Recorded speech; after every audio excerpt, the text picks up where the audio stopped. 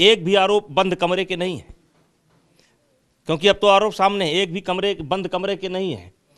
कहीं 2000 आदमी के बीच में है, कहीं 3000 आदमी के बीच में है, कहीं 1000 आदमी के बीच में है। अब अगर फ़ोटो की बात करते हैं कि फ़ोटो खिंचाया, ज़्यादातर फ़ोटो की बात आई है, तो मैं एक खिलाड़ी का 10-10 फ़ोटो दे रहा हूँ।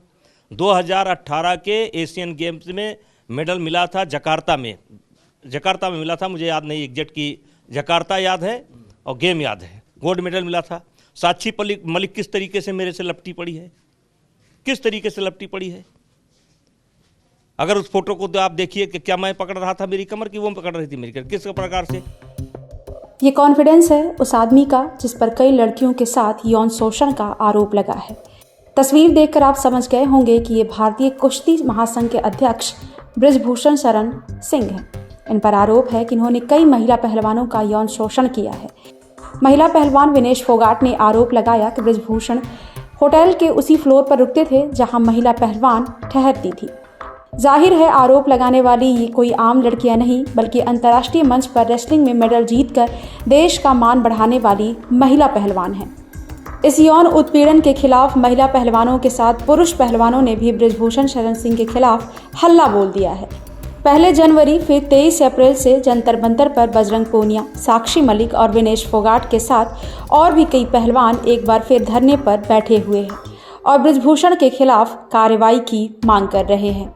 तो वहीं बीजेपी सांसद बृजभूषण भी डटे हुए हैं, कह रहे हैं कि सारे पहलवान एक अखाड़े के हैं और इसका ठीकरा दीपेंद्र हुड्डा के साथ एक उद्योगपति और बाबा पर फोड़ रहे हैं।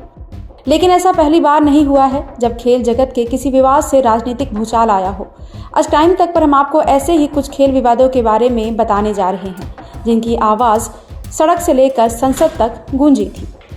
पहला विवाद है आईपीएल कोच्चि विवाद। साल 2010 में आईपीएल को लेकर उस समय बखेड़ा खड़ा हो गया था जब तत्कालीन विदेश राज्य मंत्री शशि थरूर पर आरोप लगाए गए थे कि उन्होंने उस समय अपनी मित्र सुनंदा पुष्कर को आईपीएल कोच्चि टीम में 70 करोड़ रुपए की हिस्सेदारी दिलवाने के लिए अपने पद का दुरुपयोग किया था। मीडिया रिपोर्ट्स की माने तो उस समय आईपीएल के कमिश्नर ललित मोदी के इस खुलासे के बाद थरूर मुसीबत में फंस गए थे। जब ये पता चला कि सुनंदा पुष्कर की आईपीएल कोच्चि टीम की कंपनी रामदेवी स्पोर्ट्स वर्ल्ड में हिस्सेदारी है, इस पर सफाई देते हुए थरूर ने कहा था कि वो आईपीएल टीम की नीलामी में शामिल नहीं थे। बाद में विवाद बढ़ने पर थरूर को अप्रैल 2010 में मंत्री पद से हटना पड़ा था।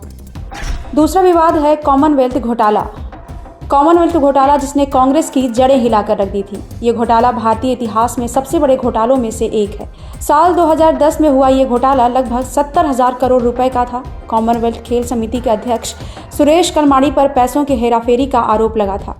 उन पर आरोप था कि उन्होंने कम पैसों की चीजें 100 से 200 गुना ज्यादा कीमतों पर खरीदी थी। इन आरोपों के बाद उन्हें साल 2010 में कांग्रेस संसदीय पार्टी के सचिव पद से हटा दिया गया था। उन्हें कॉमनवेल्थ गेम्स के बाद CWUG आयोजन समिति के प्रमुख पद से भी बर्खास्त कर दिया गया था। इसके बाद सुरेश कलमाड़ी को गिरफ्तार भी कर लिया गया था। एक और सबसे बड़ा विवाद है DDCA भ्रष्टाचार।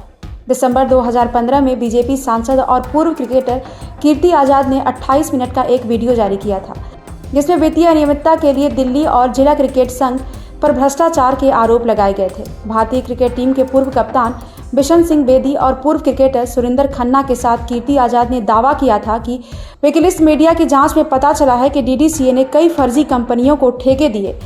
इस स्टिंग ऑपरेशन में बताया गया था कि DDCA से ऐसी 14 कंपनियों को ठेके मिले थे जिनके पते फर्जी थे।